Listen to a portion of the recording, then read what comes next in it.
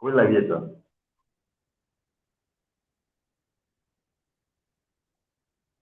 All right, welcome everyone. It's been an awesome time with you, and we've been learning quite a lot since the week began. You're welcome to another wonderful section, this section of setting up a successful business in 2024, and we're using the consulting firm as a case study. Over the years, it has been that the consulting industry keeps growing, and this is a function of the dynamics of the current business environment. And because of the ever-changing landscape in the business environment, it has given birth to the consulting industry becoming much more interesting. It's expanding, it's growing. So in case you have a need to open up a consulting firm, then this section would be an amazing section for you. All right. So one more time, you're welcome. It is good to have you around. My name is Ebuche Osibanito, and I am the Executive Director at the Integrated Institute of Professional Management. And in this evening, we are going to be dealing with setting up a successful business in 2024. And we're using the case of a consulting firm as a study. Now, moving on, I would like us to look at our objectives, the things we want to study, the things we want to have as a learning outcome by the end of this program. Meanwhile, I will invite you to please subscribe to this channel if you've not, and please share this link so that those who are not here could also join us and learn alongside with us. And I will also enjoy you to comment, put your questions in the comment section, and also like this video. All right.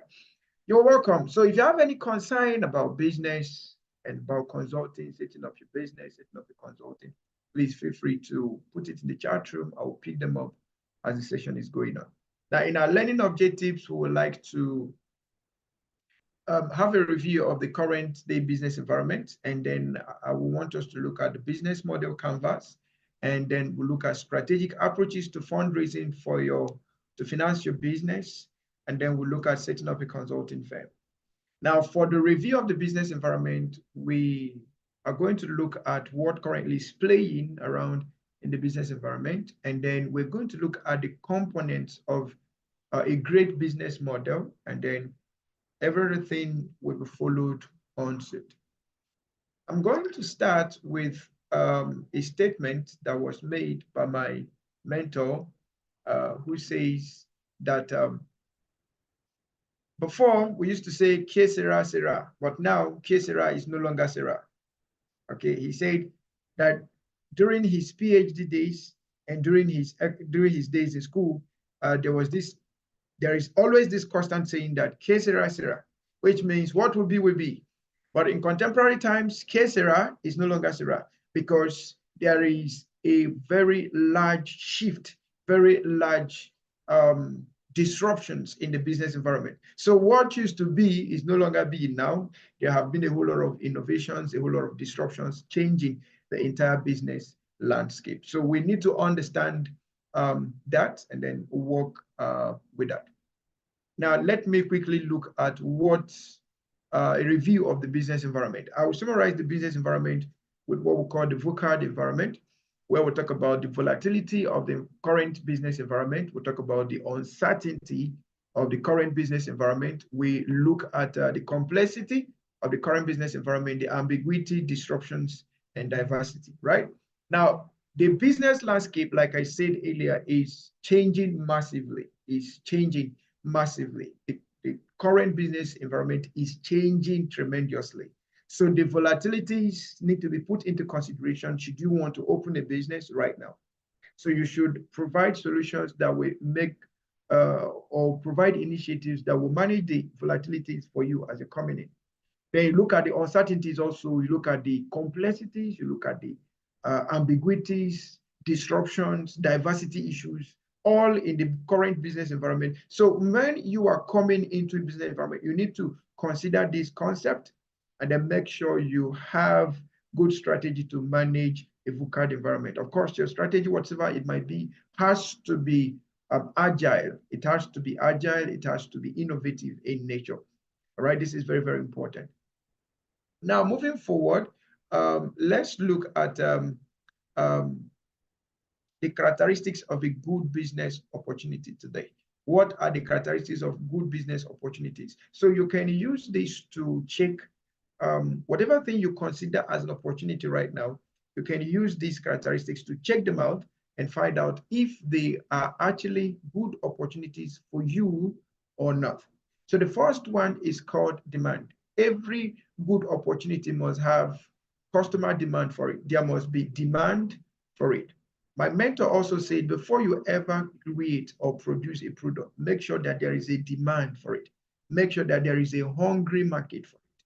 So you have to conduct your research, conduct your market survey to make sure that there is a demand for that particular product you want to get into. Then the next one is scalability. Scalability. Every business you want to get into, you must be able to check for a progression. Okay, you must be able to check for growth. Okay, would there be opportunity for growth in this opportunity I'm going into? Would there be opportunity to have progressive growth, progressive advancement? Would there be growth in the number of customers, growth in the industry, growth in my profit, growth in the things I'm doing, advancement? Is there opportunity like that? Then the next one you want to check is the competitive advantage. The competitive advantage. The product or the opportunity you're looking out for, it has to be one that you have good competitive advantage to be able to penetrate the market. So you need to consider your strengths to be able to maximize this opportunity. So part of the things you need to consider in your strength is the competitive advantage. What is your competitive advantage? Okay, what is your competitive advantage coming into this market, going into this opportunity, be it a product or a service? So you need to consider all of that. Then the next thing you want to look at is a strong profit potential. One of the primary objectives of getting into business is for us to make profit, right? That's one of the strongest reasons why we get into business. So we need to be sure that, yes, this opportunity we are getting into, it has a potential for profit. Then the next thing we want to look at there is manageable risks. You want to cut down your risks as much as possible. You want to cut down your risks as much as possible. You want to cut down your risks as much as possible. You want to take what you can handle per time. So you want to check for manageable risks. Other things you will want to check out for, you have to check out for strategic alignment. The opportunity you want to get into, is it in alignment with your vision? Is it in alignment with your mission? Is it in alignment with your passion, your skills? You want to check those things out. Then you also want to check out analyzing opportunities of sustainability, okay? Or sustainability. In contemporary times, the issue of sustainability had become a major concern. The issue of sustainability had become a major concern. So everybody need to pay attention to sustainability. Now, sustainability is not just about making sure that your business stays longer or succeeds in the near future, or keep success every day in the near future, but also taking into cognizance the environmental, the social, the governmental, or perhaps the corporate governance aspect of what you're doing, all right? So being a good citizen is also part of sustainability. Your corporate social responsibilities, they are also part of the things you need to put in the sustainability area. So you would think of doing business in a green way, and then think of doing business to benefit the people coming in the future, all right? So that is very, very important. Then another thing you want to consider is low barrier entry. Low barrier entry. Any good opportunity, the barriers to entry into that business should be low. Okay, so you want to check out those things and be sure that they will give you the opportunity to get in. Then another characteristics of a good opportunity is room for innovation.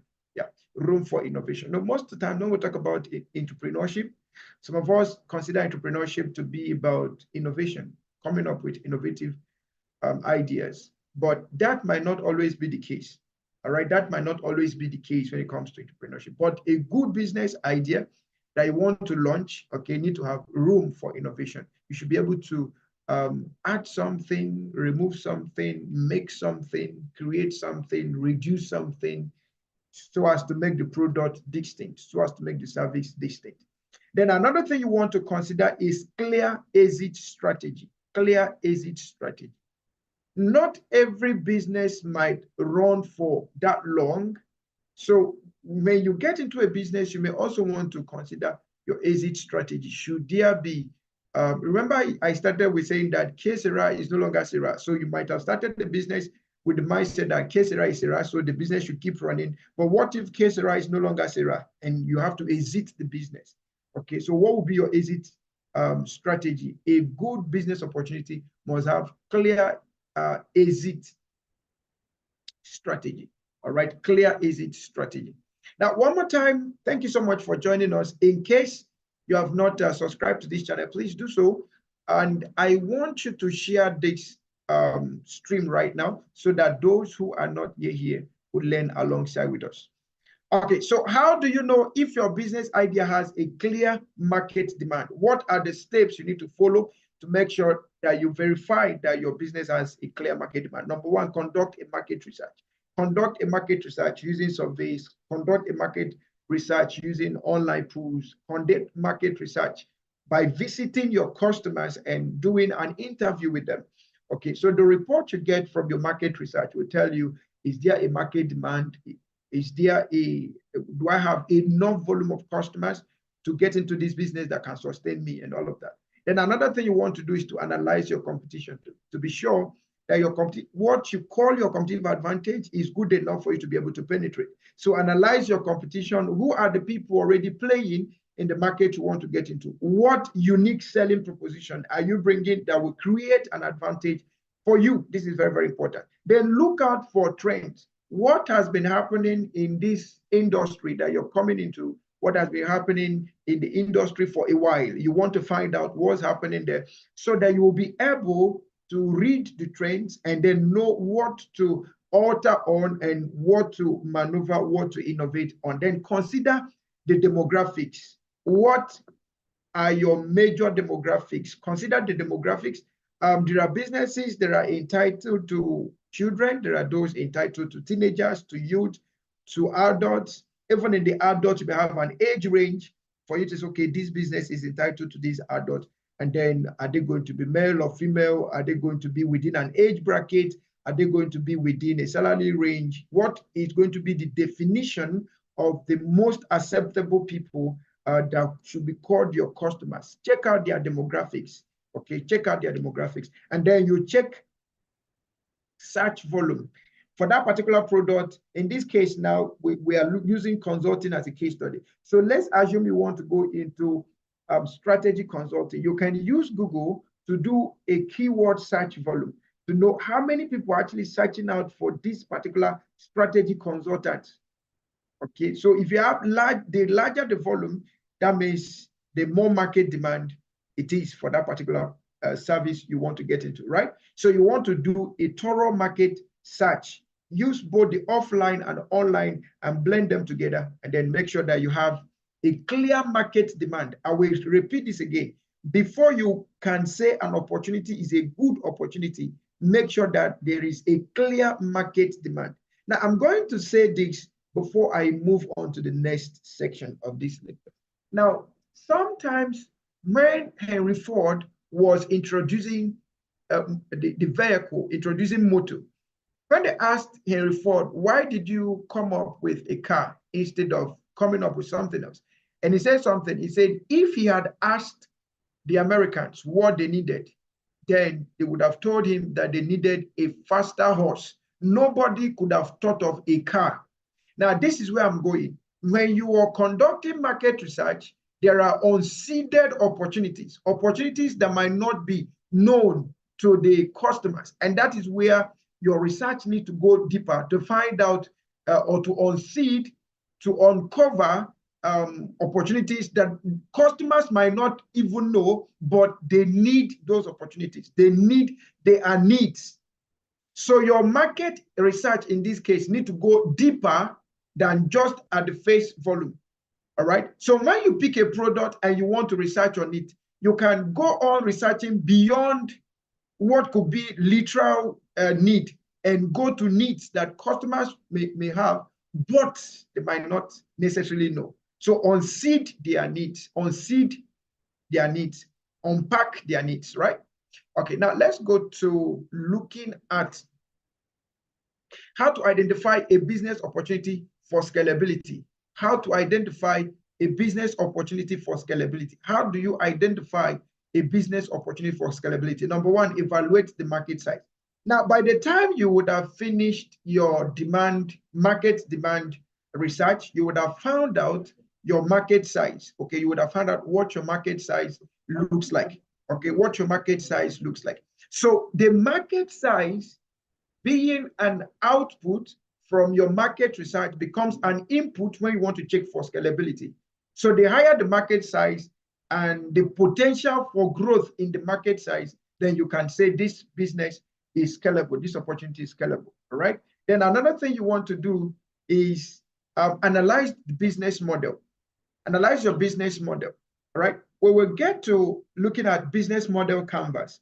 But looking at business model canvas, it tells you the components of a business. But it's left for you to analyze your business or analyze your business model. And then your business model should be able to also tell you whether your market is going to be scalable or not, or whether your opportunity will be scalable or not.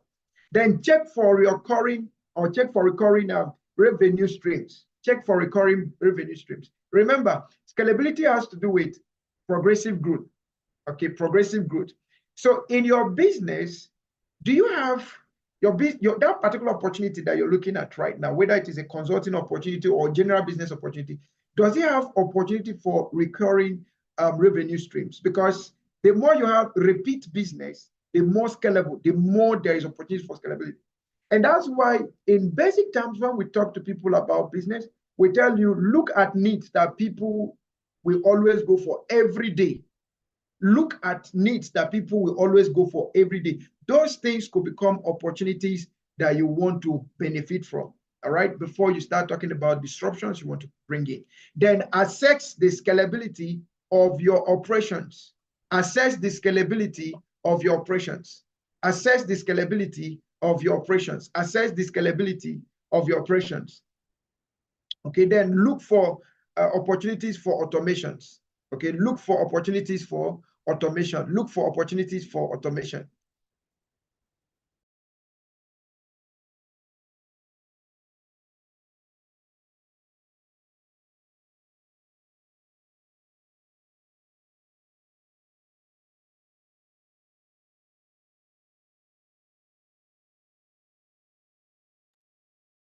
So you look out for opportunities for automation. Okay, you look out for opportunities for automation. Now,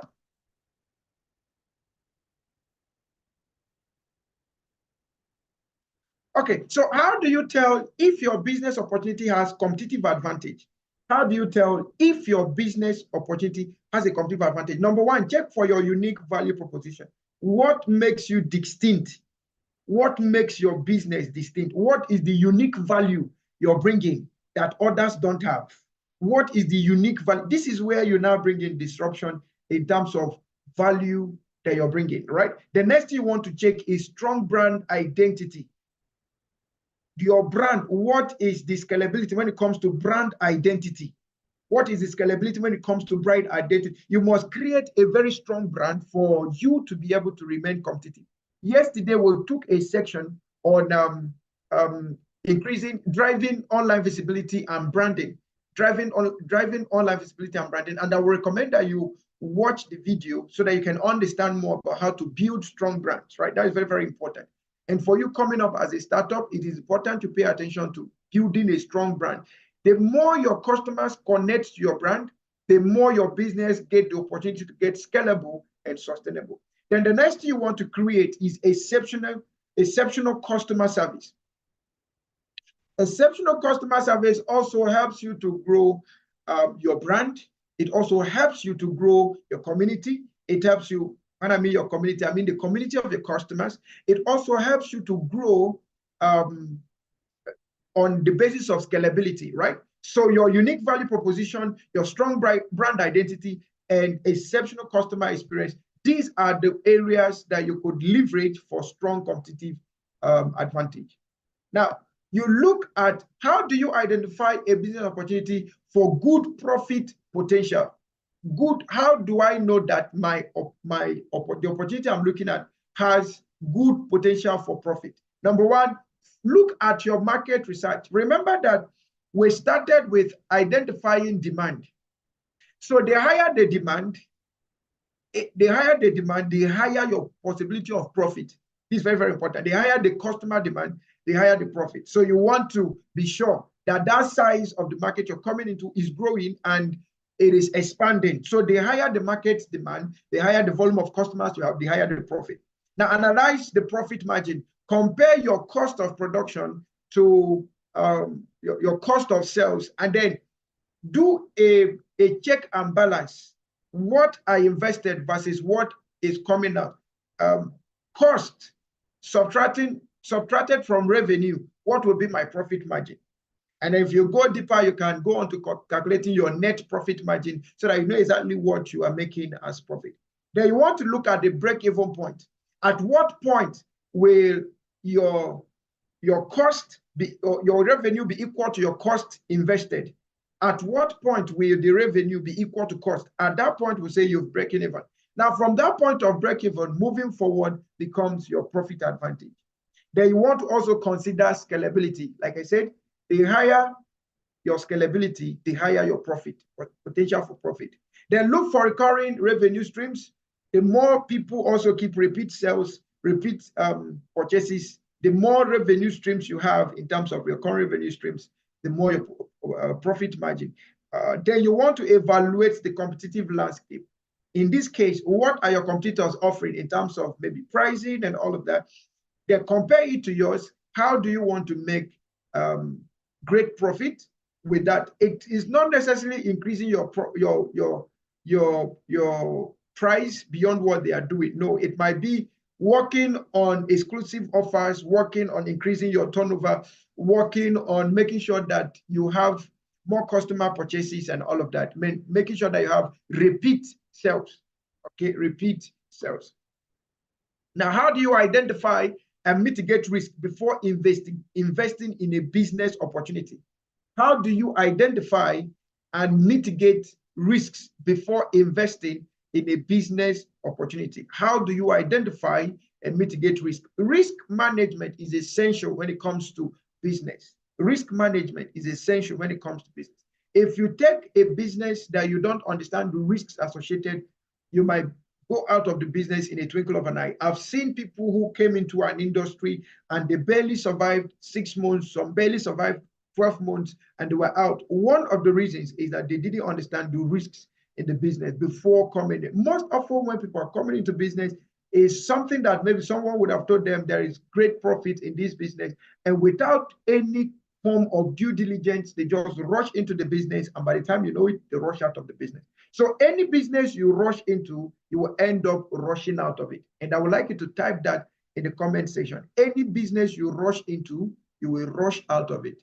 So for you to be able to make the most of your business, you have to identify and mitigate the risk before investing in them. So what are the steps involved? Number one, conduct thorough due diligence.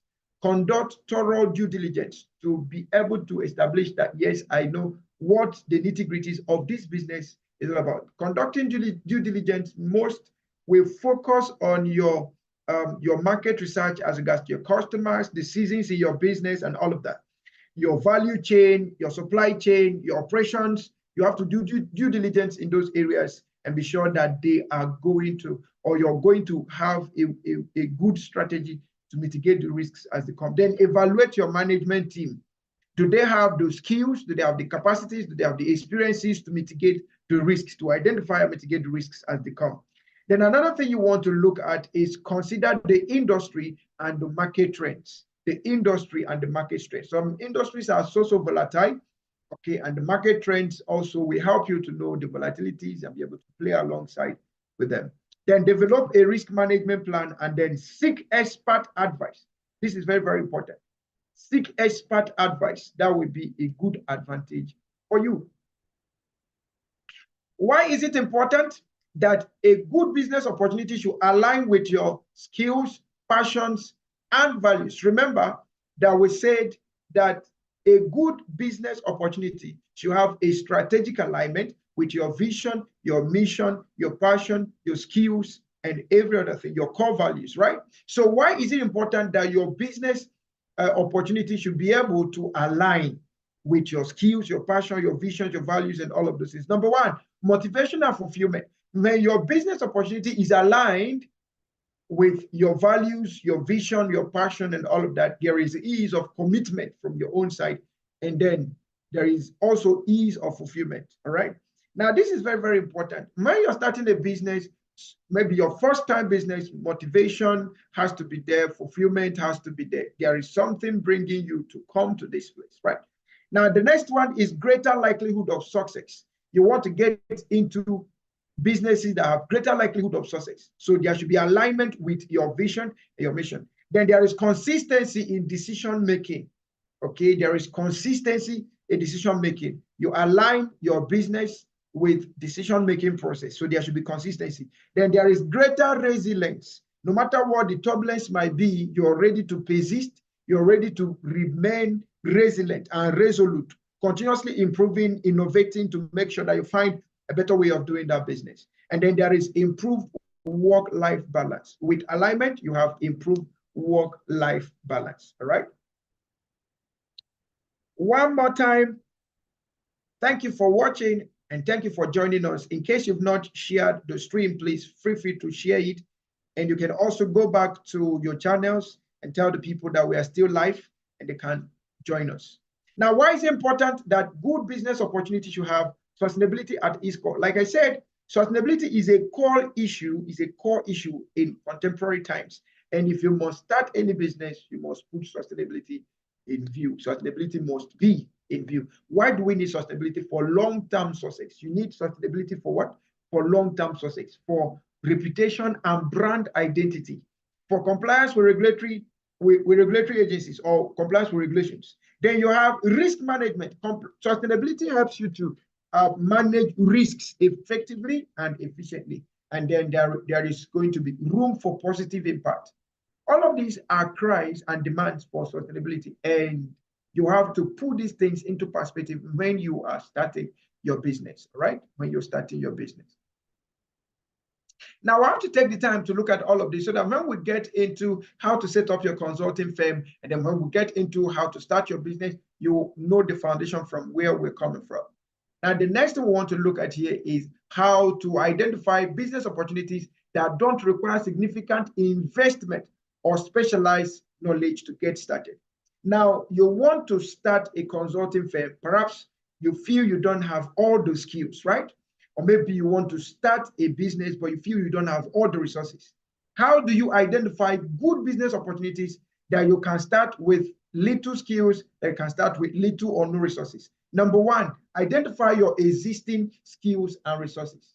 Look at your existing skills and resources. So you may have to do an analysis of your skills. No one is completely empty.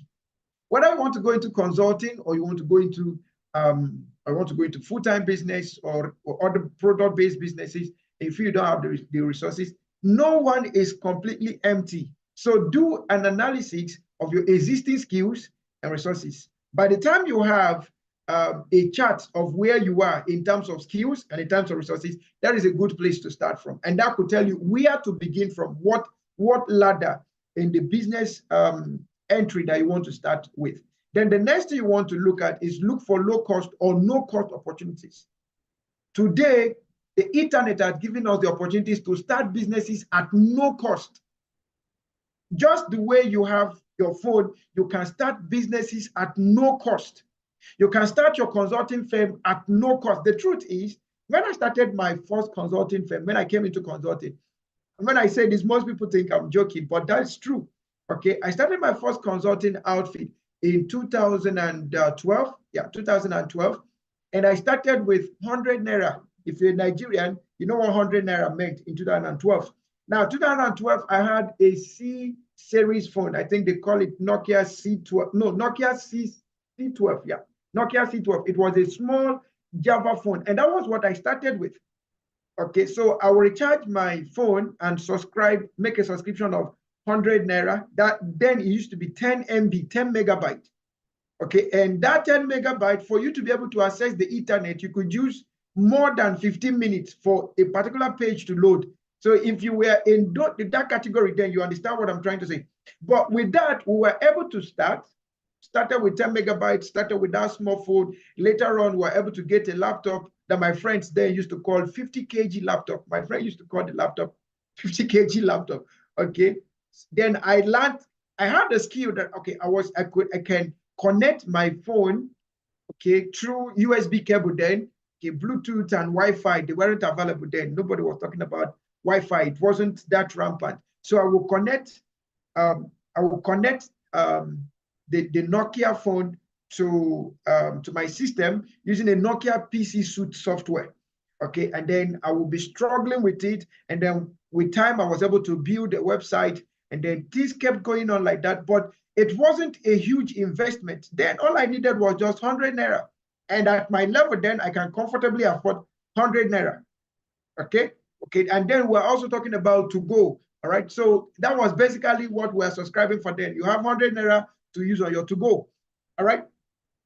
But that opportunity then, we went into Facebook, we created a Facebook page, we went into different social media that were available then, and then from there we started and we kept progressing to where we are today. So you could look for opportunities that are low cost or even no cost opportunities. And I believe with the opportunities on ground, with the online digital environment, you could find such opportunities. Then explore partnerships and collaborations. This is one of the areas that we also ventured into.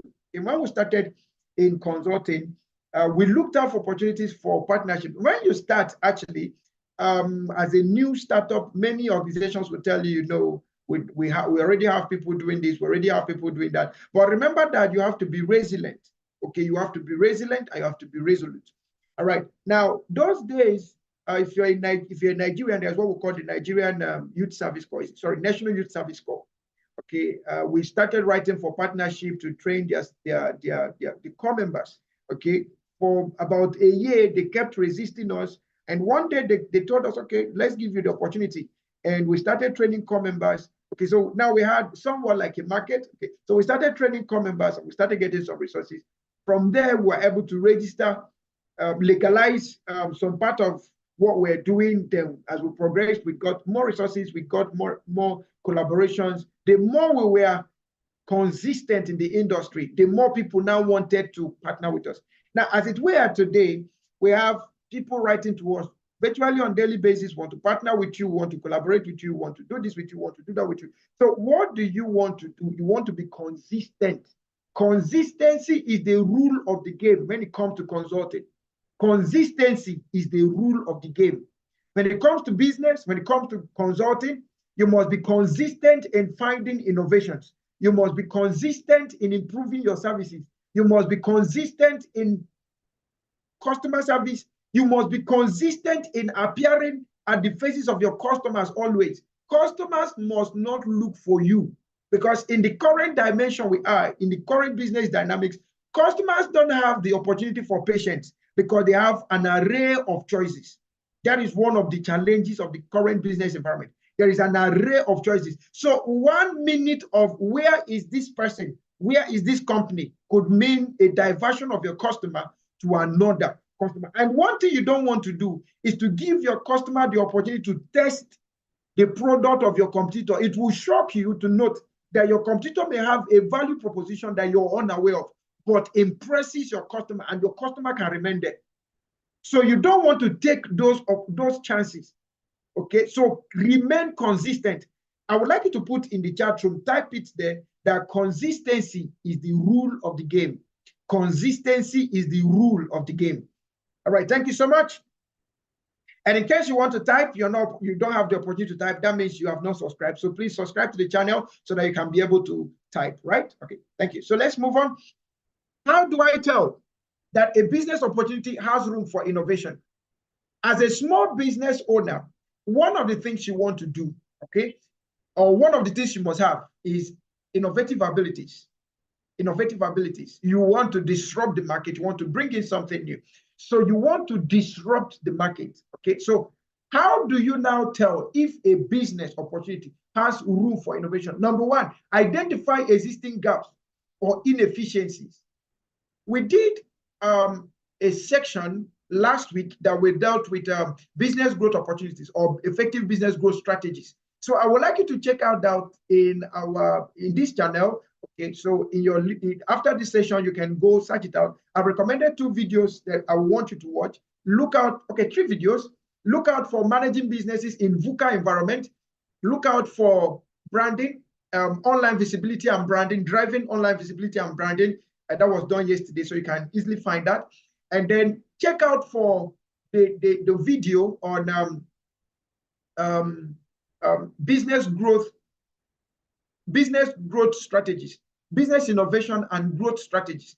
That will help you. There is a particular strategy we discussed there where we talked about the Blue Ocean strategy, right? So when you look at Blue Ocean strategy, there's a tool in Blue Ocean strategy that we call it the 4 actions framework. The 4 actions framework, when you take a product, when you take a system, when you take an organization, it asks you 4 questions. It asks you 4 questions. What do I want to add? What do I want to remove? What do I want to create? And what do I want to eliminate? What do I want to add? What do I want to reduce? What do I want to eliminate? And what do I want to create? These are the 4 questions. So when you pick up a business opportunity, you want to look at the 4 actions framework and you want to find out what will be the gaps. The gaps will now be in terms of what am I adding? If there is nothing to add, the question could be, what am I removing? If there is nothing to remove, the question could be, what am I reducing? If there is nothing to reduce, the question could be, what am I creating? These 4 questions will help you identify the gaps in a current business opportunity, okay, or a business opportunity that you want to venture into. This is very, very important. Now, assess the competition. What are your competitors doing at the moment? There are businesses that the environment is hyper competitive. And when you go through that video, when you go through that series, that masterclass series on business innovation and growth strategies, business innovation and growth strategies, just check it out. When you look at it, you will find opportunity. When you look at that Blue Ocean strategy looks at the opportunity for you to create a market out of an existing market, or create a market that your competitors doesn't even know that exists. Remember, I gave you a scenario when Henry Ford said that if he had asked the Americans what they needed, they would have told him that they needed a faster horse, not a car. So he was able to uncover a market that the people were not even aware of. And that market was one of the things that made him the richest, among the richest people in his time, and gave him opportunity for unending advancement, unending growth. So when you look at the automobile industry today, the scalability is high. And Henry Ford, though he did that, it was in the 17th century, in the 17th century, but his market, his product are still scaling today. All right, so check the competition. Is there something you could add? Look at your value proposition. Is there something you could add? Is there something you could create? Is there something you could remove? Is there something you could reduce? Then consider the emerging trends and technologies. All of this will give you room for innovation. Okay, all of this will give you room for innovation. Okay, all of this will give you room for innovation. Before the COVID started, the Integrated Institute of Professional Management was one of the organizations that went into e-learning. Okay, so we started exploring opportunities for e-learning. We built a website, we built apps for e-learning and all of that. Now, when COVID-19 came, it became a very good opportunity for us to launch, and we made the highest sales in the history of IPM in the days of COVID-19 and afterwards. Because now people got to know, oh, these people have opportunity for e-learning, they have opportunity for online classes and all of that. And you can learn at your own pace. All right. So consider emerging trends and consider technologies. Till tomorrow, companies like Alibaba, companies like Amazon, companies like Tesla, companies like Facebook, they will keep leading in their packs. Because why? They've been able to travel into the future and project what the emerging trends could be. So they have created the future that we all now walk into. So if you look at Facebook, we talk about metaverse today. You look at Alibaba introduced AI in the e-commerce industry. Okay, Jeff Bezos in the Amazon space introduced Amazon Web Services, cloud computing, and a whole lot of things. Okay, Tesla introduced electric cars, and now they've gone to the moon exploring. Okay, a number of them have gone deep into blockchain technology, into crypto technology, and we are still here. Now, they are just preparing the future for us. So can you look at the business opportunity and ask yourself, what is the future for this? What opportunities are here? So you could take up deep thinking approaches, take up reverse engineering approaches, take up system thinking approaches, and find out, what can I add? What can I remove? What can I reduce? What can I create? These are very important things you want to factor in. Then look for unmet needs of the customers. Okay, look out for the unmet needs of the customer. Then consistently seek for feedback. Consistently seek for feedback. All right, consistently seek for feedback. When it comes to innovation, continuous improvement is key. So when you have a feedback, it is easier to reintegrate. So you have a feedback loop and you have a reintegration loop that keeps your business moving wonderfully well. Now, exit strategy considerations to think about before embarking on a good business opportunity. Yes, your business opportunity is good, but something could happen that could turn up the whole thing. So many people never considered COVID-19. They never knew COVID-19 was going to come. And we have a lecture here still on that, managing business in the VUCA environment. We talked about scenario planning. We talked about resilience planning. So you may want to take your time, go through that video on managing businesses in a VUCA environment. Okay, that will give you a very good way to know how to project your business. So if you have good ways of forecasting what could happen, and that's why we keep talking about trend analysis, okay? Trend analysis, all right? When you know what the trends are speaking about, when you know what the scenarios are speaking about, when you know how to predict the future, then it's easier for you to know when to exit the market. Several businesses in Nigeria, in Africa, and all around the world have exited the market because they never had a clear exit strategy, right?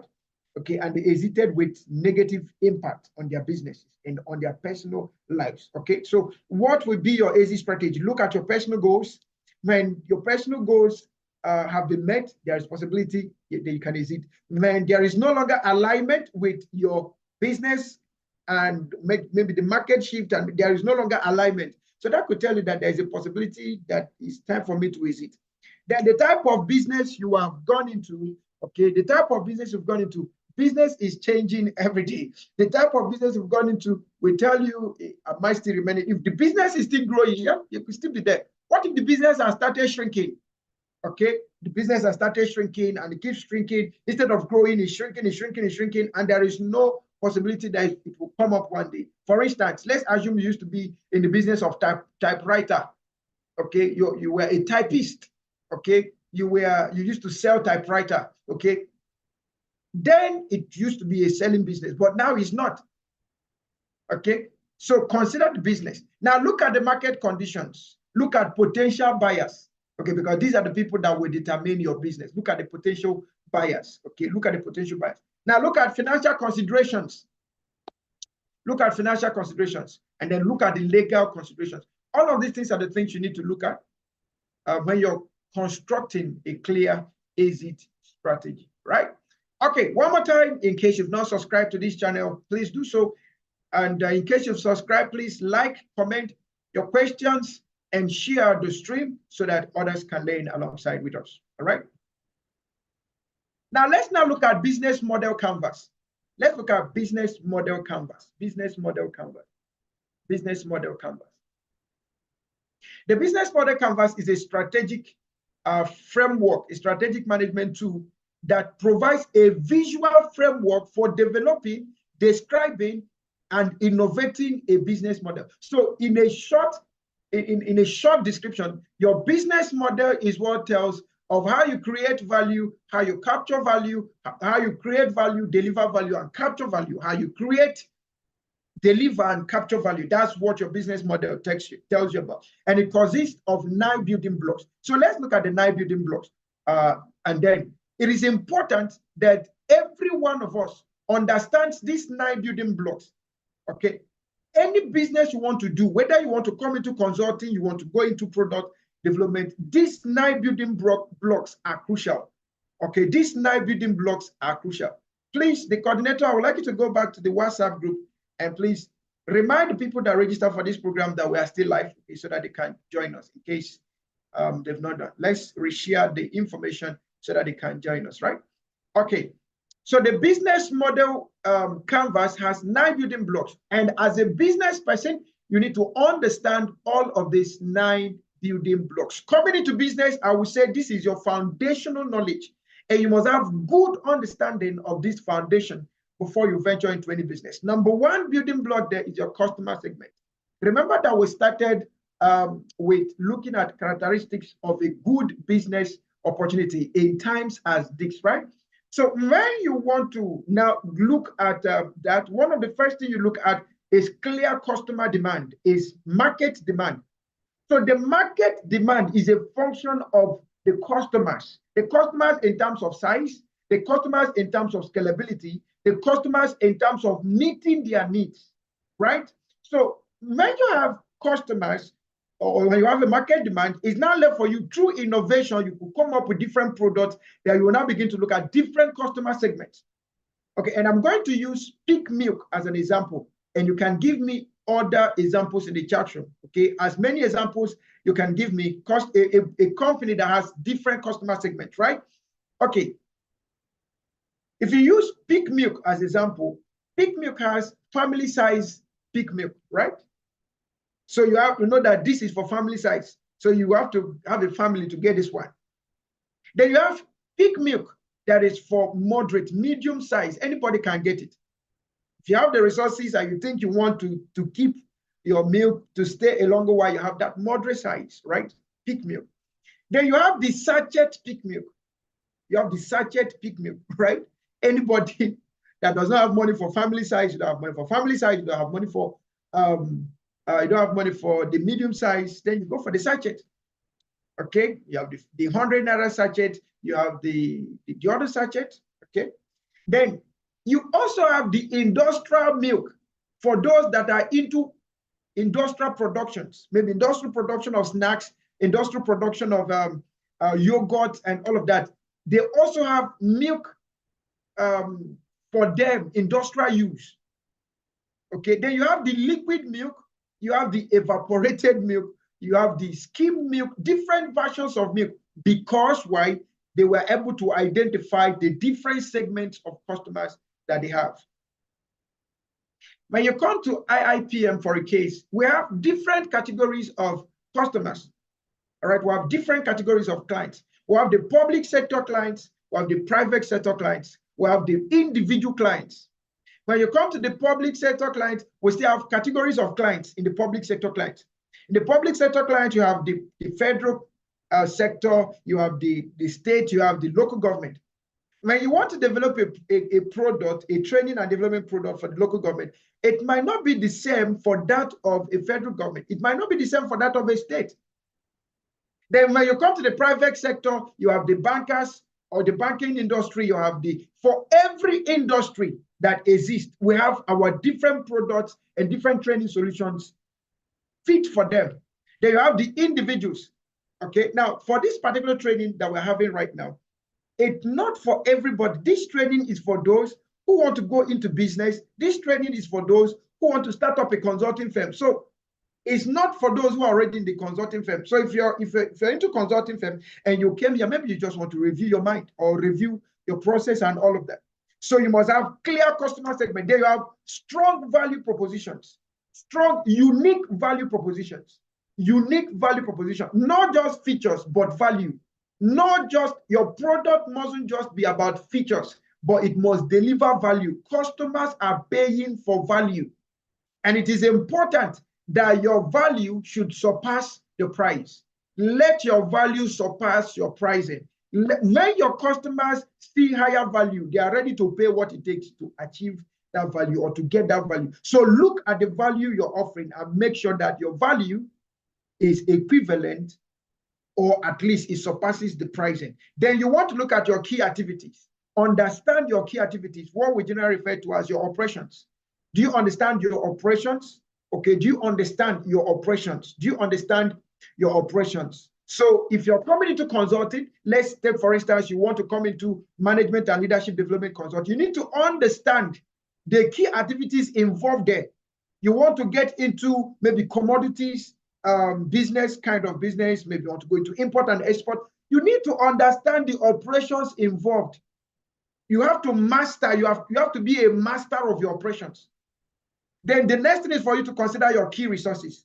What are those resources that if they are not available, this business will not run? What are the key resources, or resources that if you don't have them, you can't launch, you can't go ahead? Okay, for instance, as a consultant in contemporary times, you have to have a device that can have access to the internet. That could be your major resource. So it could be your mobile phone, it could be your system, your laptop, it could be your tablet, provided it has access to the internet and you can work with it. That becomes a key resource. Okay, then look at your key partnerships, your collaborations, your partnerships are very, very important. If you want to come into consulting, I always conclude on three things. If you want to come into consulting, your partnerships in consulting, you conclude on three things. Number one, those that will give you opportunities for recognition. Opportunities for recognition. So you talk about your accreditations, you talk about your licensing, and you talk about your certification. That's one. So recognition is one. Opportunities for recognition. So those that will give you the opportunity, look out for them. The number two partnership you want to get into is the opportunity for marketing and branding. Those that will continually push your market, those that will continually advance your product in terms of helping you gain visibility. That is very, very important. That is number two kind of partnership you need to look at.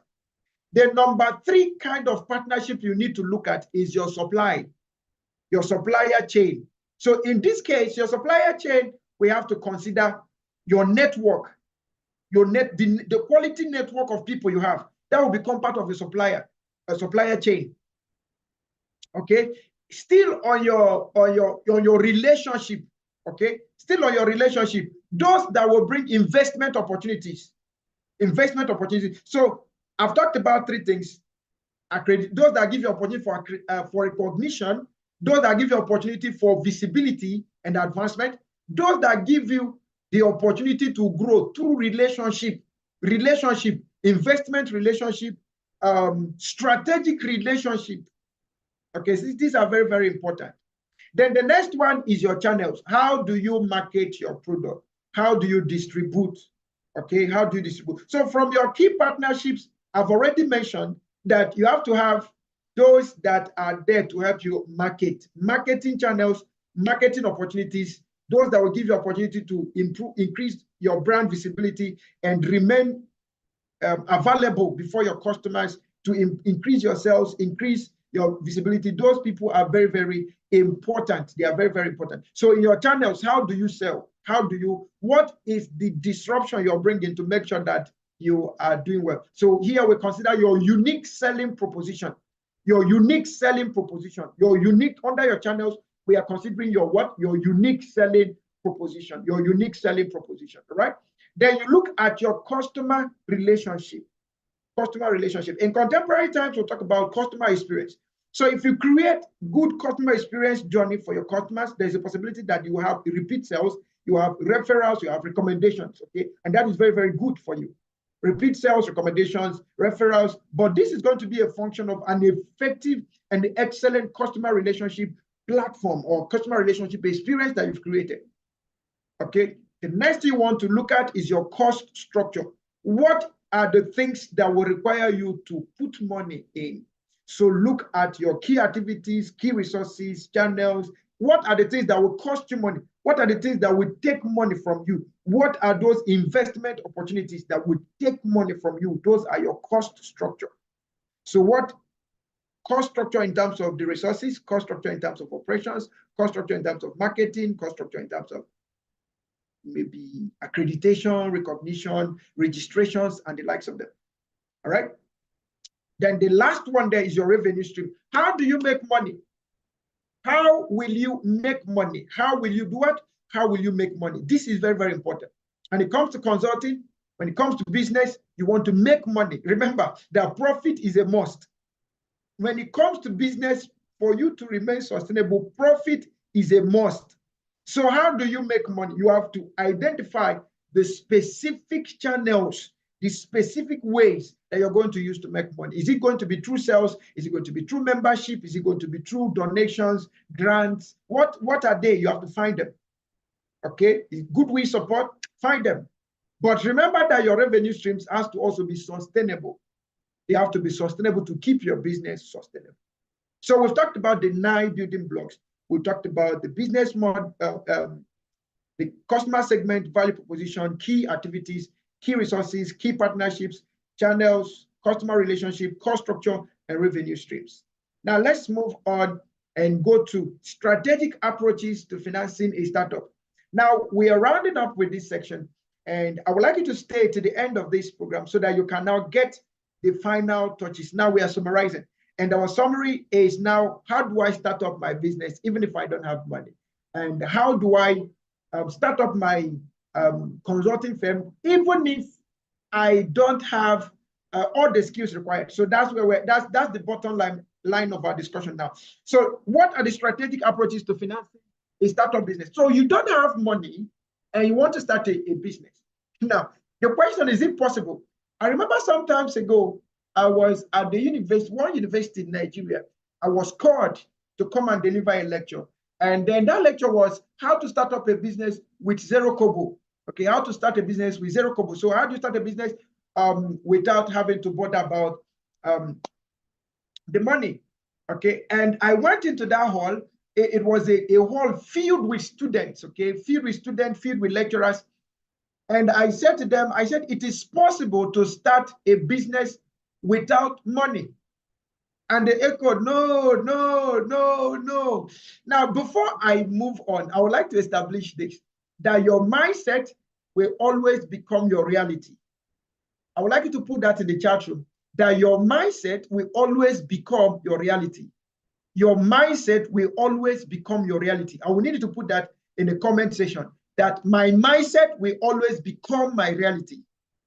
My mindset will always become my reality. There are two things you always want to guide when coming to business. Mindset, your own personal mindset, and the perception of people about your business. And that has to deal with how do you strategically position your business? How do you strategically position what? Your business. How do you strategically position your business? Now, when I say your mindset is your reality, if you ever believe that it is impossible to start business without money, then I tell you the truth, you will never have it. If you believe that, yes, I can start this business without money, it will take just a while and you find yourself in that business. So you have to convince yourself. So I'm giving you a strategy that you have to work on. You have to convince yourself first that, yes, I can start a business. You have to accept that reality that, yes, I can start a business without money, right? I can start a business without money, all right? If you can accept that, build it in your conscious, build it in your subconscious, let it be part of your belief system. I tell you the truth, you will scale high with that. Now, the second aspect of business is that your customer perception, people's perception about your business end up becoming the reality of your business. If your customers look at your business and what they see is that this is a cheap product, I tell you the truth, no matter what you try, they will end up pricing your products cheap. If you make them believe that this product is just, it doesn't have value, that's what you are going to believe. So the importance you put on your business, the priority, the value you place on your business, and the value you believe that your business carries, and assume such, that is what your customers will begin to have. Now, how do you transfer your mindset to your customers when in terms of positioning, in terms of in terms of what you want your customer to perceive about your business. That's where the customer relationship comes in. That's where the customer experience comes in. That's where your innovation comes in. That's where your branding and online presence and driving visibility comes in. This is very, very important. I'm giving you top high time strategies that you can use to break into any business and thrive in it, right? Okay, so there are those two mindsets, you must have them. That number one, I can start a business without money, right? Number two, my business is to my customers what I want them to believe. All right. If you're unable to communicate effectively to your customers, I tell you, they'll believe whatever thing they want to believe. Okay, so let's come back here. Strategies to financing a startup business without money. Number one, start with bootstrapping. What is bootstrapping? Start with your personal saving, personal assets, personal belongings. Look at yourself. Remember what I said. Nobody is empty. I want you to put that in the chat room. Nobody is empty. Put it in the comment section. Nobody is empty. You cannot be empty. It's not possible that you are empty. You can't be empty. You can't be empty. Nobody is empty. You must have something. You always have something that you can start with. So look around. Remember my experience. I said I started with 100 Naira. If I'm saying it, it look as though I'm motivating you, right? But I've told you how the 100 Naira translated. Okay, I remember the first time I made my first, was it $10 online? It looked like, wow, this is much money. Then $10 was about, that was when a Naira was about 153. $1 to 153 Naira. So $1 was about 1,530 Naira. Yeah.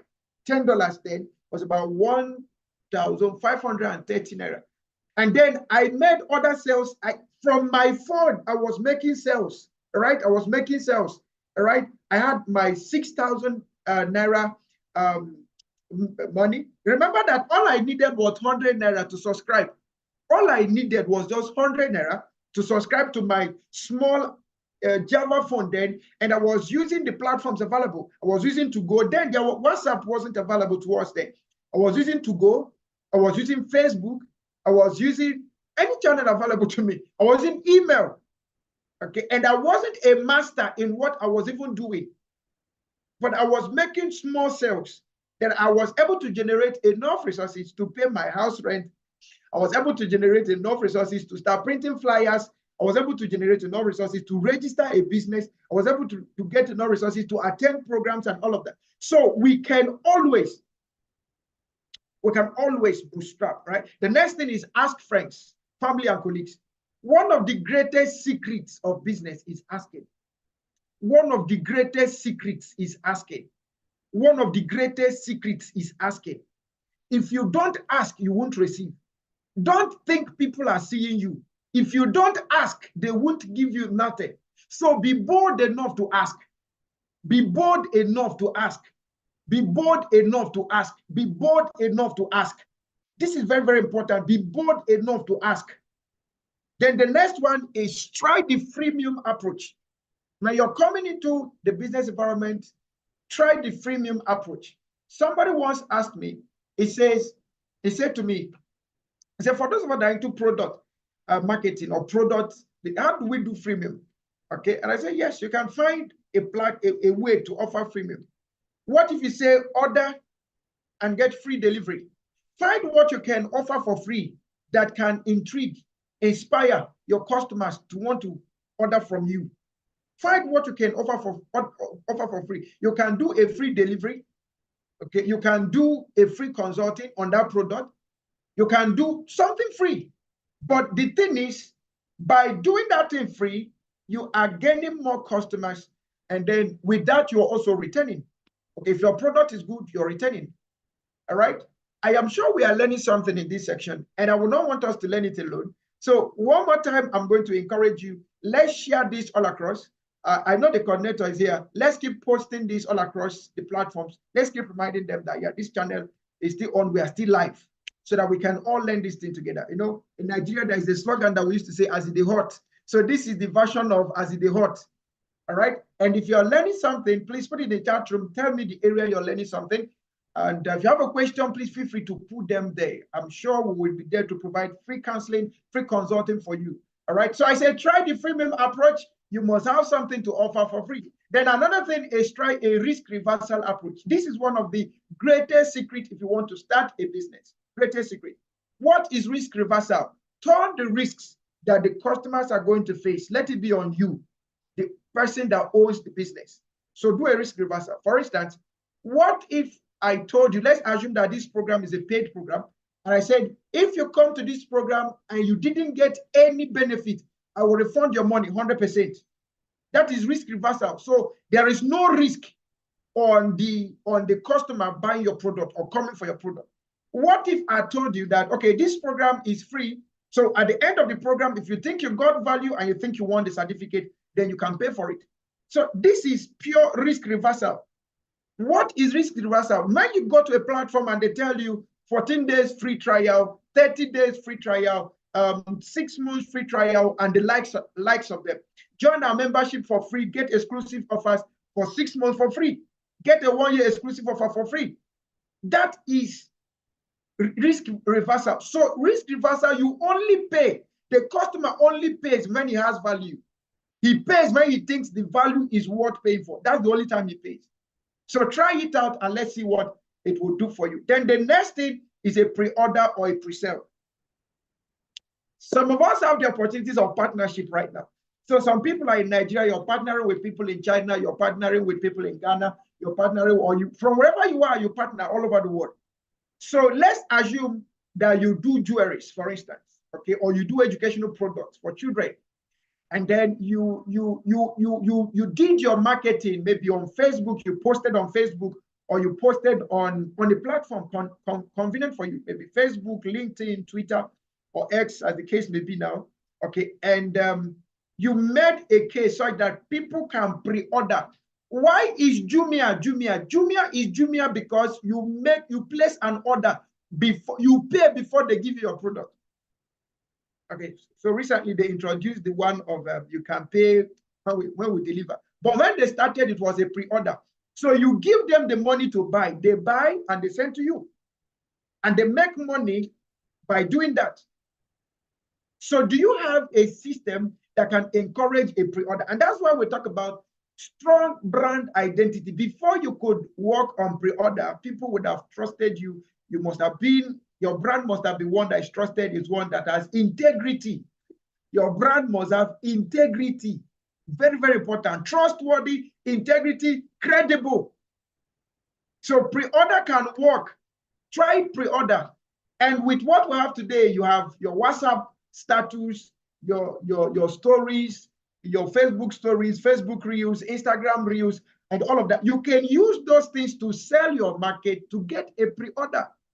It will shock you that when you make adverts, the first person that could make a pre-order could be from your channel of friends. You don't know that they have that need, but because you are now selling, oh, they know your house, the knowledge they have about you becomes their guarantee that yes, you won't fail them. Did you get what I'm trying to say? So this is very, very important. Another one is the crowdfunding. Crowdfunding is another wonderful way of raising money. All right. So this is the one that most people do. Okay, so you can do a crowdfunding, and there are different platforms to do crowdfunding. You can do crowdfunding the traditional way. So you could have a group of friends. Okay, you people come together like a cooperative. You agree on a particular amount to donate and give to this person, give to that person. Okay, till it goes around to everyone. So that could be part of crowdfunding. So for me, instead of going for a loan, now if you look at the things we put here, these are things that you don't really need to spend money. Okay, they are things you can do with ease. Okay, that's why we call them strategic approaches. They are things you could do with ease. They are not things that you have to struggle to do them, right? So you could do the crowdfunding either the traditional way, or you could do crowdfunding online. So you have different crowdfunding platforms. You have the Kickstarter, you have the GoFundMe, you have others. So you could go there, tell your story, tell what you want to do, and then create a donation channel. People, the more you market it, the more people are likely to donate to you. Okay. Then the next one is grants. Look out for opportunities for grants. Okay, look out for opportunities for grant. One of the things that advanced my course as a consultant was grants. Okay, I was able to get a grant, non-refundable grant of, it was over, yeah, it was over 8 million naira then. Yeah, and it was a government grant then, right? It was a government grant through Bank of Industry in the days of Goodluck Jonathan, right? So we were able to have that. I think it was a World Bank collaboration with the federal government, and then they needed entrepreneurs, innovative entrepreneurs that they could give the money for investment. And we applied, we did our pitching, we did everything, and at the end of the day, we got a grant, and it helped us. So you could look out for grant opportunities. Now, as of the time I'm doing this video, we have the Tony Elumelu going on, the UNDP grants going on. So find the ones that you can comfortably apply for. Then we have the MSME SMEDAN loan.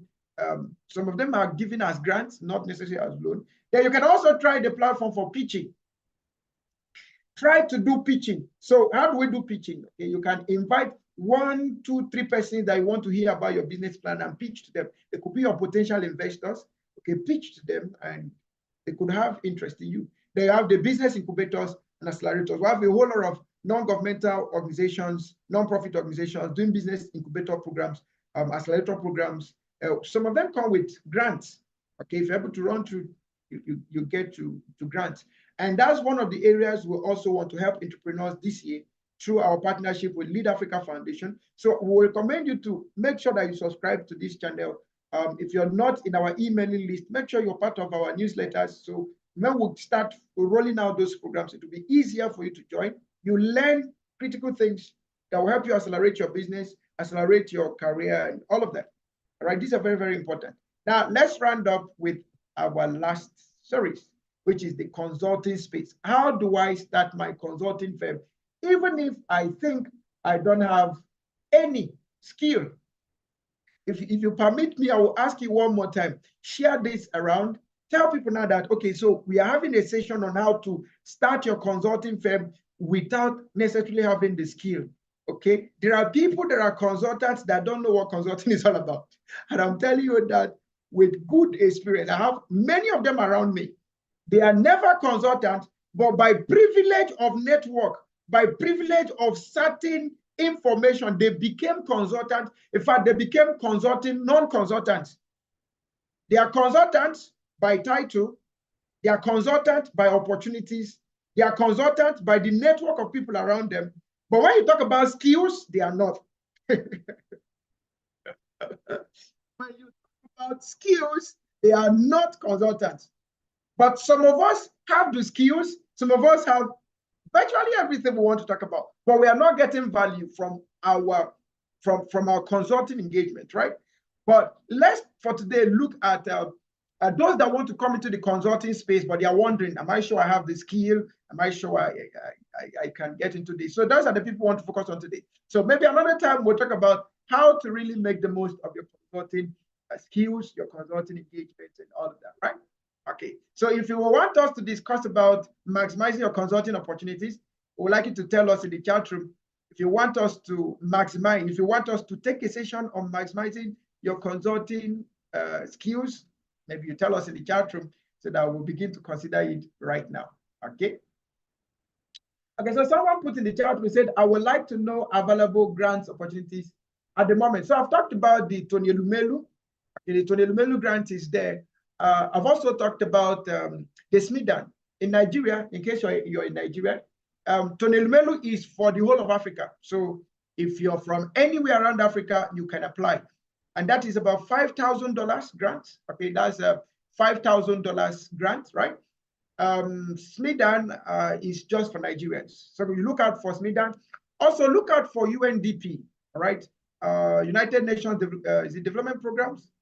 Okay, look out for them. Once in a while, they throw up programs, opportunities. And then I will advise you to also go to,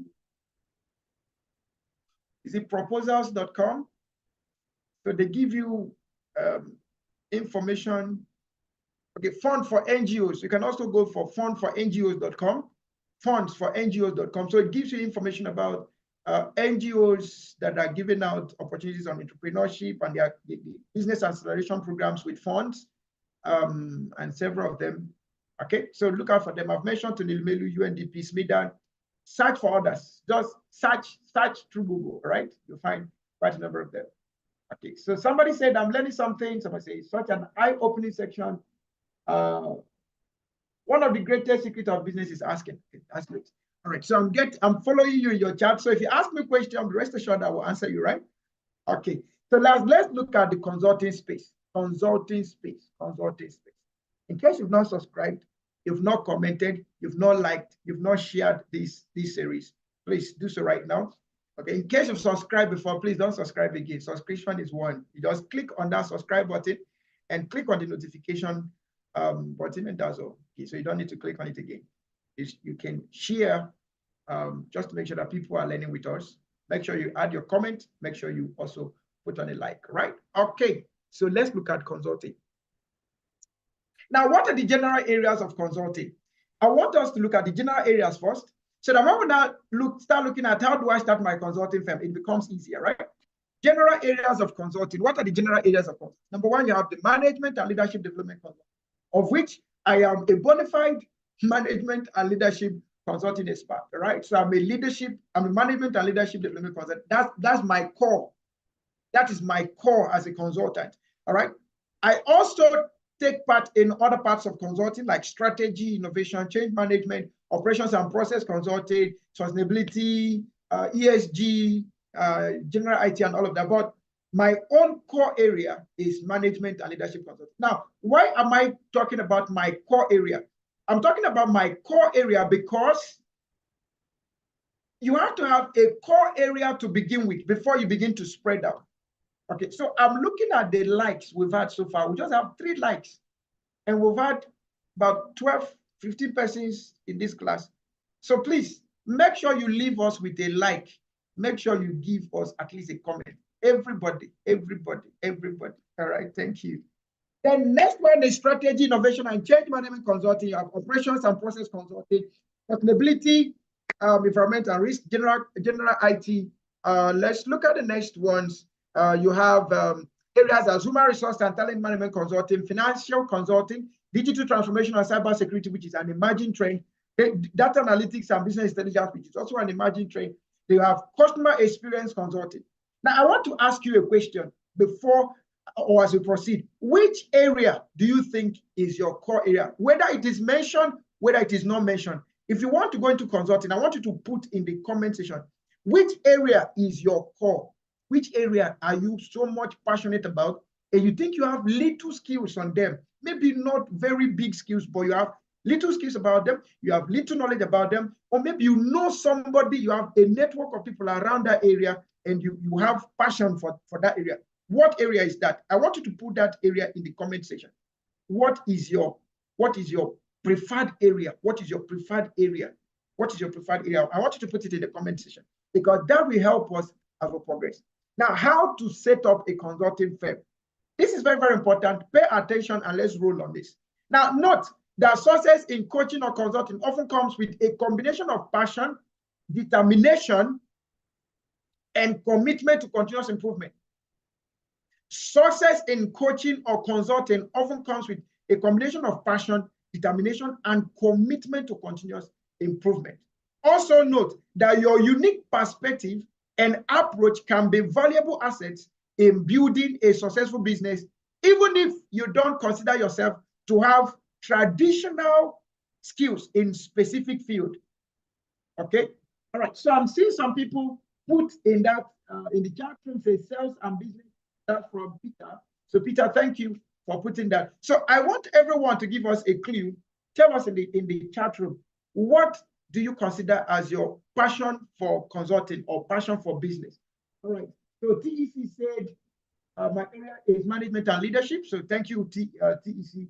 Okay. I'm looking at the chat room. So as you put them, I will be reading them out. Right. Thank you so much.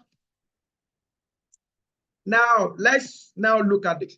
How do I now set up my consulting firm? Even when I know that I don't have all the skills. Yes, I don't have all the skills, but how do I start? Number one, take a self-reflection and identify your strengths. Take a self-reflection and identify your strength. Take a self-reflection and identify your strength. Now, should I shock you? Your strength could be your innate skills that you're not even aware of. So I want you to take a sheet of paper, write down all your skills. Write down all your skills. It could be skills in terms of educational skills, qualifications, certifications, and all of that. So write down all your educational qualifications, your professional qualifications. Even if you have attended trainings, but they are not professional, write them all down, all right? Now, write down opportunities on who you know. Look at your network of people. Who are the people you know? What are the opportunities around the people you know in terms of consulting? Do you have a network of people that can bring consulting opportunities to you? Remember, I said something that I've experienced firsthand, and I'm still experiencing. I have a project now that we are bidding for, okay, a particular company. Now, how did this program came about? Now, there is somebody in my network of friends who knows somebody in his network of friends who knows somebody. Is a three-level relationship. Okay, it's a three-level relationship. I know somebody in my network of friends who knows somebody in his network of friends who knows somebody in his network of friends that needs management and leadership training. So this person, the first man person now that knows this organization and the setup there. So the second tier agency, okay, my friend told his friend, who told his friend about us. That's where I'm going to. My friend told his friend, who told his friend about us. Okay, now that last person became a consultant by default because he is now presenting himself as, yes, this thing you're doing it for me. Okay, this organization, where they are just to run this thing for us, we're just using their name, but you're doing this for me. And now the second person is telling the next person, you're doing this for me. The last person is telling them, you're doing this for me. Okay, but meanwhile, the thing is on our table. These three people in between, they are by default consultants. They've become stakeholders in this project.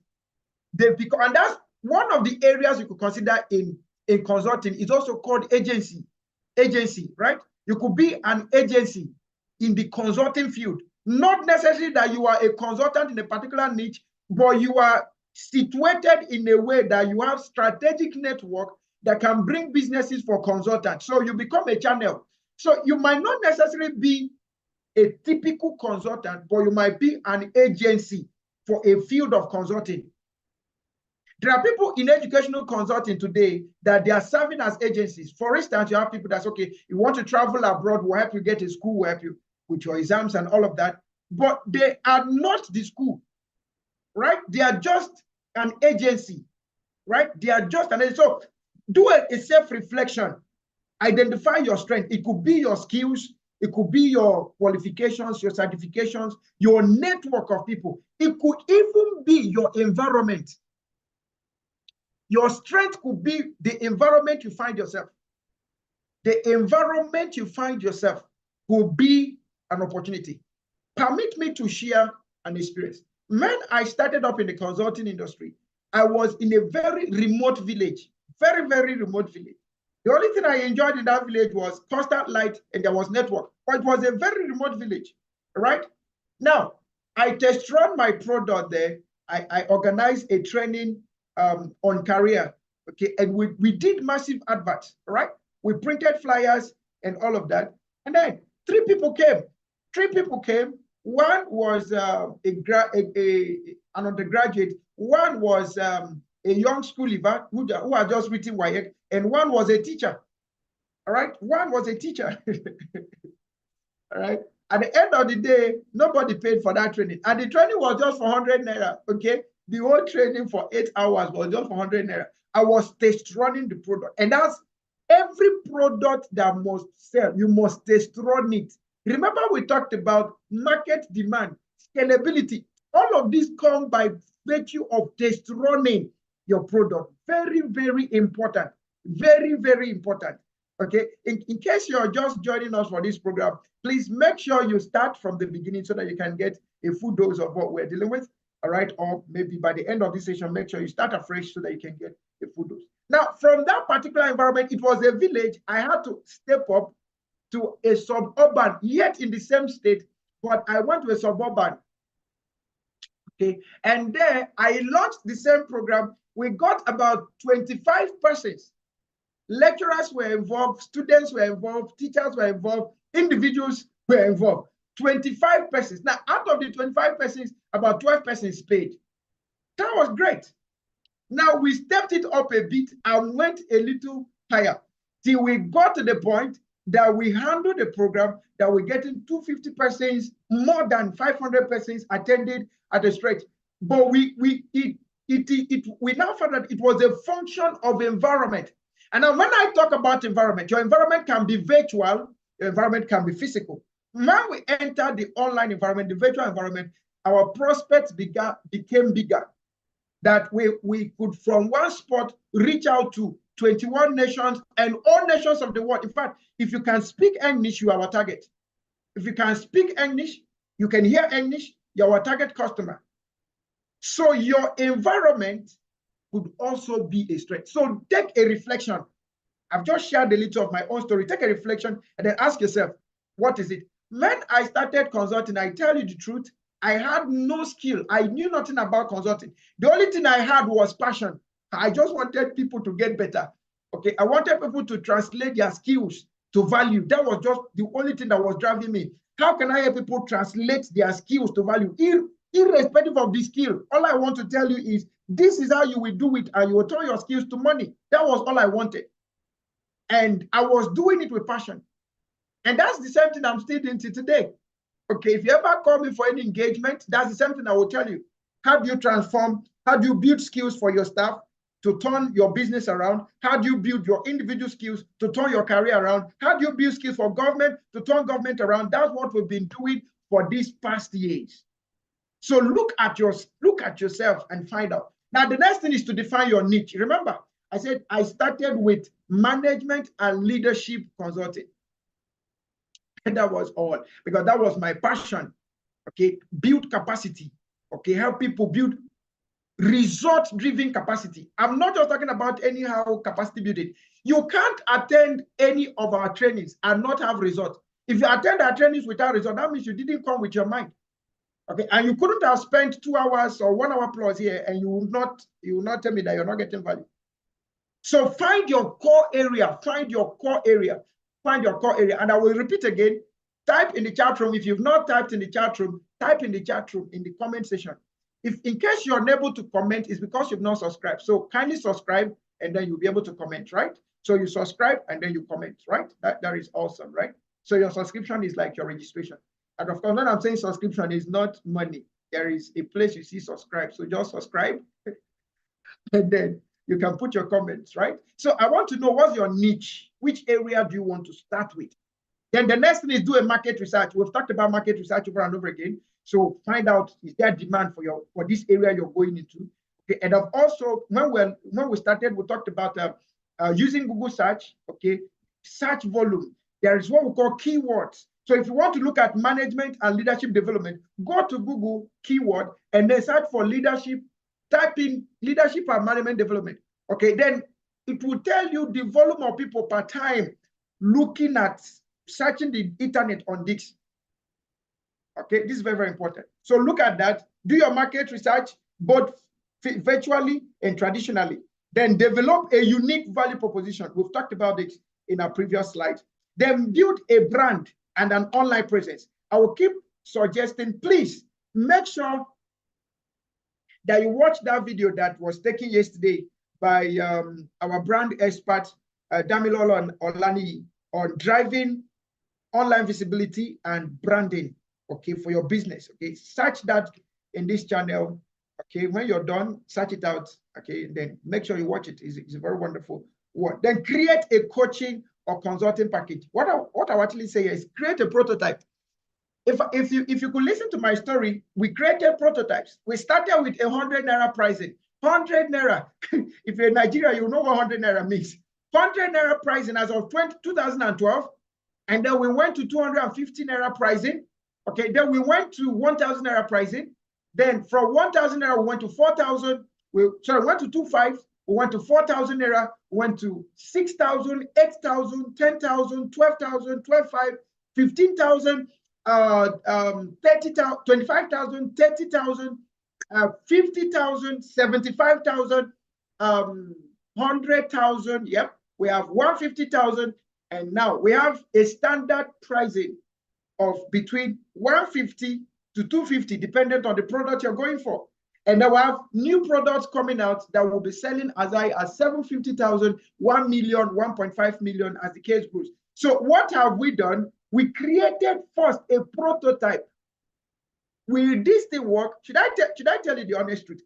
When we started consulting, myself and my friend, we had a program in Lagos. We had a program in Lagos then.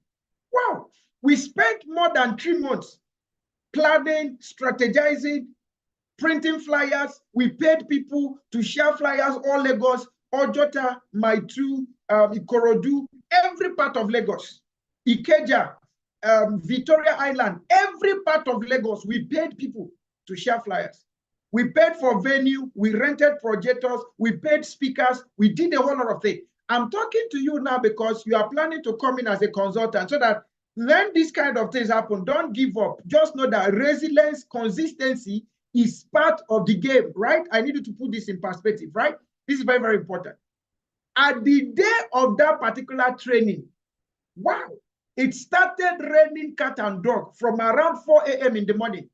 It rained till around 4 p.m. It rained and the program was just for 1,000 naira. It was just for 1,000 naira. It rained cat and dog that day. Nonetheless, we came to the venue. My friend came from a far distance. I think then he was staying around, is it what they call Maza, that Aziz. That Maza Aziz. If you're in Lagos, remind me, put that in the chat room. What's the name of that place again? Maza Aziz.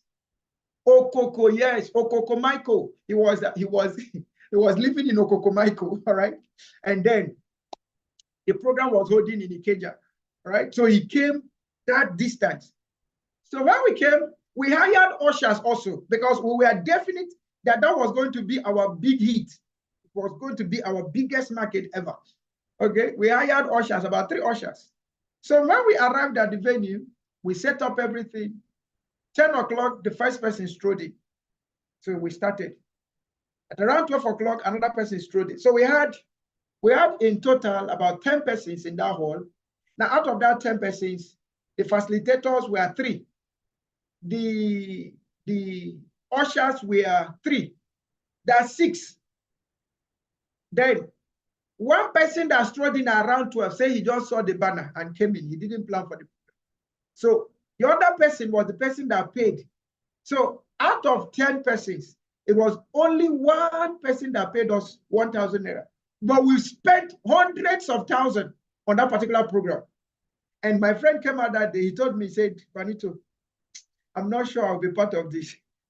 He said, this is not the kind of business I want to do. And he left. That was 2014, April 2014. Okay, but today, the story is not the same. Okay, the story, we refused not to give up. We knew what we were pursuing, right? Okay, then the next thing is set realistic pricing. This is very, very important. The more you test your packages, you keep testing them, the more value. Continuous improvement is not, is a sine qua non, is a common language, is a common decimal. So it's something you must consistently learn. So when you look at the building blocks, you want to learn about them every day. And part of them is what? Is pricing. Okay, it's pricing. So you start your pricing gradually. Remember that you're starting up at least with no capital. So you want to do a pricing that becomes progressive. Okay, progressive.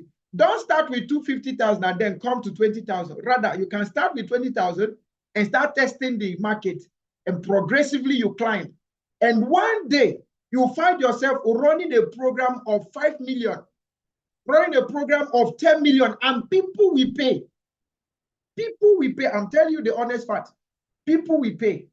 If you're coming into management and development, I'm telling you, if in fact any part of consulting you want to go into, consulting is one of the biggest oil wells in the world that people are neglecting.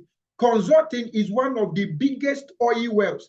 Yes, the beginning might be shaky, but if you're definite on what you're pursuing, one day you will tell yourself, I don't need to go to the office. You will tell yourself, I'm just okay from the point I am. And I'm not joking about it. So start with realistic pricing. Then it's time to set up your business legally.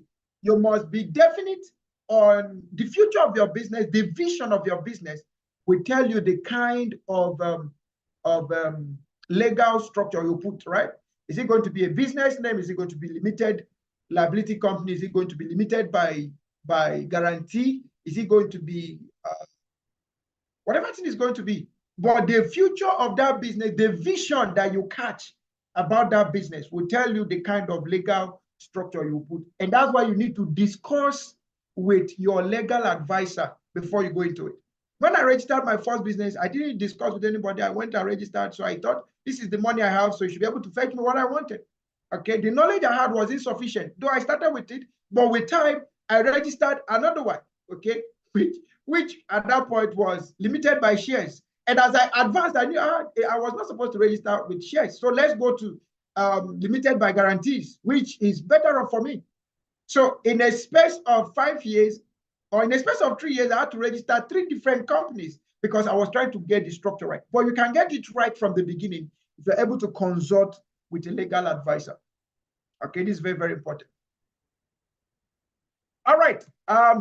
In the like sessions, I'm seeing 6 likes. But we have currently about 10 people in the room. So we need to have at least 8 likes. So in case you've not liked, make sure you like, make sure you comment, make sure you share. In case you've not subscribed, make sure you subscribe.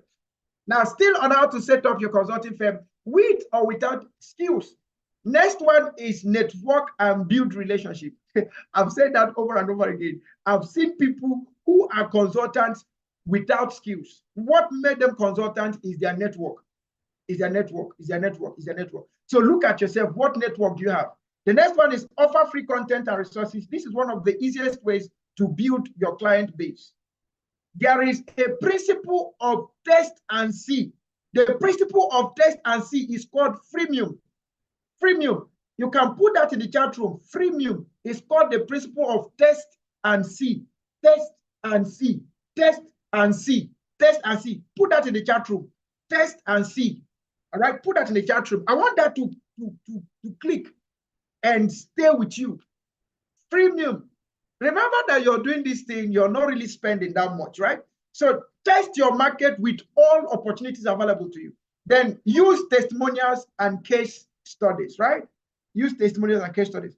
If you want to generate easy testimonials, then offer freemium, all right? If you want to generate testimonials, just offer freemium.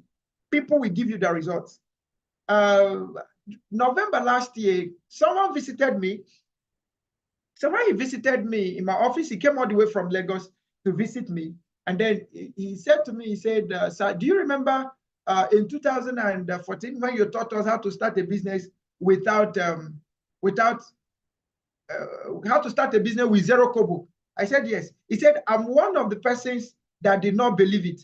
But after your training, I just accepted that, okay, let me try. He says, I've started, I now run 3 businesses in Lagos, and I didn't open any of them with money. He said, I run a bakery business. I didn't open it with money. I run a restaurant business. I didn't open it with money. And I run a leather production firm, which I did not open with money. For you to order, for me to produce any leather product for you, you have to order before I produce. Okay, I have friends who contributed and started the restaurant, started the flower. So my own is to oversee it. I'm considered as the MD CEO, but I know my money is not there. It's just my idea. It's just my idea. So you could have an idea and you could have the right network of people. Bring the 2 of them together and give yourself opportunity.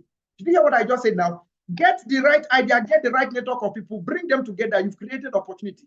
The right people, the right network, plus the right ideas, join them together, you have opportunity. Now, then that program was done for them for free. But now he came with a testimony, right? I have 3 businesses now, and I did not open any with a business or with the money. All right. Then the next one is continuous learning and certification. One of the places to get your certification in 2024 is IIPM. So anything you're doing, make sure you look out for our courses, register. If you want to become a consultant, there are 2 courses coming out in February. All right, 2 courses coming out in February. You have the Certified Management Consultant course, which gives you the opportunity to even become chartered with the Chartered Digital Management Consultant USA. And then we have the Certified Integrated Management Consultant. Okay, you want to become an all-round consultant, then we'll ask you to go into the Integrated Management Consultant. All right, so those 2 opportunities, they will give you opportunity for recognition, opportunity for accreditation, opportunity for to become a master in what you're doing. And it's something you can use anywhere in the world. So irrespective of where you're joining us from, those opportunities are for you. And then amazingly, you can learn online without leaving the comfort of your room. Then the next thing you want to check out for is marketing and outreach. Okay, we talked about your channels. How do you market? You must be creative. You must have unique selling proposition. So should I tell you one of the easiest ways to start your marketing? Yes, start a YouTube page. Start a Facebook page. Begin to grow, turn your Facebook profile into a Facebook page and begin to grow people. Okay, give yourself a target this year. Say, okay, I'm going to have 5,000 people in my network that I am communicating, engaging with. They know me, and maybe not physically, but they know the content I'm offering. Turn your Facebook page into a marketing platform. And then give yourself a target, 5,000, 10,000, 20,000. Keep increasing them. It will get to a point that by the time you make a post and say, I am selling this, people will be there to buy. Most of you came because you came to our WhatsApp channel, you came to our Facebook platform, you came to our LinkedIn platform. We didn't make any literal adverts, like paid advert. Anybody that came here didn't come in by paid advert. You came in through our existing network. And that is simple. So try the same thing. Did it cost us? It didn't really cost us anything. The only thing it costed us was to have data to post them. Okay, it costed us just the data to post them. So do exactly the same thing. Then provide excellent customer service and then adapt and evolve, continuous improvement. Now, I'm going to be rounding up with this statement that with all of what we've learned, I am confident that you've learned something. There is fire in your bones now to go and start doing. Now, I've made some recommendations. Number 1, please watch that video on managing business in VUCA environment. That is very, very important because you need to understand the environment that we are for you to be able to introduce your business, whether it is any kind of business, whether consulting, not consulting, you have to know, understand this environment. And then I've also talked about you watching the video on business innovation and growth strategies, right? So you have to watch that and learn. And I've talked about you watching the online visibility and branding. These are wonderful resources that can put your business in the limelight, and they will cost you nothing to get there.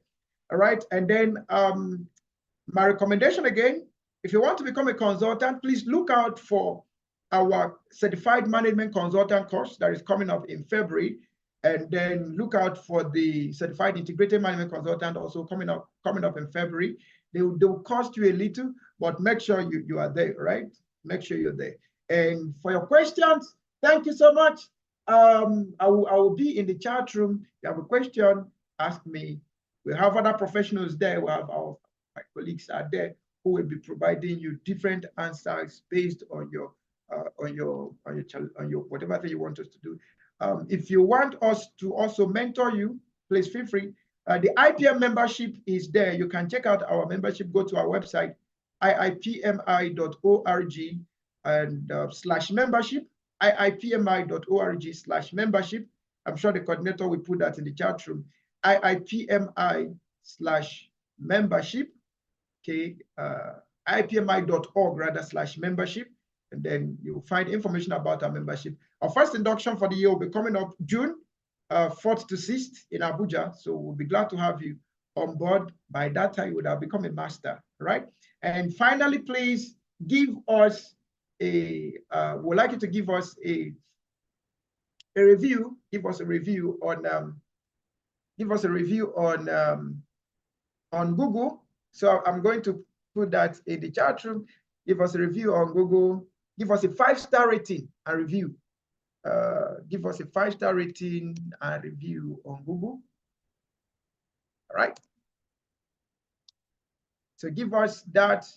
I'm putting the link now in the chat room. So that is g.page/IIPM international/review. So when you get there, give us a review. Beautiful review, 5-star review, right? And then if you've not subscribed, make sure you subscribe. Make sure you you give us a like and all of that. All right. Thank you so much. And do have a wonderful time. I will give about 5 minutes. If I have a question in the chat room, I will answer them. I will be around for 5 minutes. If there are questions, I will answer them. And if the coordinator is around, he will also help me coordinate the questions. But please give us a 5-star review. Follow us on this channel. Follow us on YouTube. Follow us on Instagram. Follow us on LinkedIn. Yeah, this is very important. In case you've not joined our WhatsApp community, please make sure you do so right now. It's very, very important that you do so. In case you've not joined our WhatsApp community, please make sure you do so. It is very, very important. We are building the largest community of people that will be learning always. So in IPM, we learn daily. We learn every day. We learn now. We learn tomorrow. We learn every day. Okay. All right. So in case you've not joined our community WhatsApp group, so please join us. So that is very, very important. And please make sure you tell somebody that will tell somebody about these programs. All right. Your free will contributions, free will donations, you're having value in this. Feel free to send your free will contributions, free will donation. We appreciate that, right? Thank you so much. I will be around for 5 minutes, and if there are questions, I will take them up. Then we'll be done in a moment. 5 minutes. If not subscribed, please do that right now. Yes, we have 8 likes. Thank you for giving us a like. So I'm still looking at the likes. So if you've not given us a like, do that right now.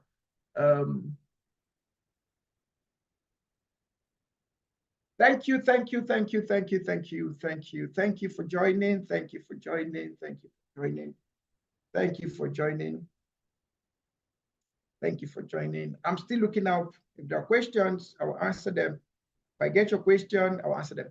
Alternatively, you can also go to the chat room, the WhatsApp chat room, and drop your questions. Yeah. Okay. We'll open the chat room for you. If you have a question, please drop it there. So we'll open the chat room for questions. Have a question, just go there. We'll open the chat room for about 1 hour or so. If you have a question, please just drop it. Okay, if you have a question, just drop it. So we are opening the chat room. If you have a question, kindly drop your questions there. Okay. If you have a question, drop them in the chat room. If you're just joining us, please, I recommend that you now go back from the beginning and watch the video, right? Go back from the beginning and watch the video, but it's something that you don't want to miss, right? Okay. Questions, answers. Okay. So I have 1 minute to go. I have 1 minute to go. 1 minute to go. 1 minute to go. So questions, let's attend to them. You can put your question in the chat room here. You can put your question, go to WhatsApp group and put your question. In case you're not in the WhatsApp group, the WhatsApp link has been posted. So you can do that. Then we'll take your questions in the WhatsApp group, right? So I have 30 seconds left, 30 seconds to go. All right. If you've not given us a 5-star review on Google, please go there and do so right now. We are next in 2 weeks' time. We are starting up our entrepreneurship program, a certificate course entrepreneurship program, which will be aired live. So you can join us, register for it, and be part of it. Okay. Next week we're having a series of other programs that you don't want to miss. All right. Next week we are dealing with serious programs that you don't want to miss. But the upper week we start a full week program on a certificate course on entrepreneurship and innovation management. You don't want to mix it, so join us there. Okay, so I am done. Thank you, and see you in the chat room with your questions. Thank you, and do have a wonderful, wonderful time. Thank you so much.